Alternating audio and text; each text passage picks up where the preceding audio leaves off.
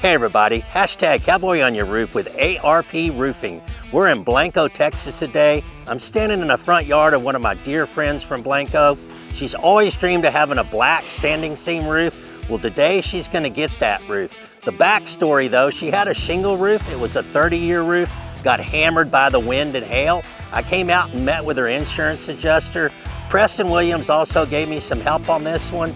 By the time we got finished, we got her about $35,000 cash from her insurance company, and she was able to upgrade to the roof that you see behind me. It's the one that she's always wanted, and we're gonna make that happen this week. Listen guys, when you want your roof done right, you need somebody to work with your insurance company. We'll stand up for you. We'll make sure they do the right thing. Give us a call or just look us up on the internet at arproofing.com.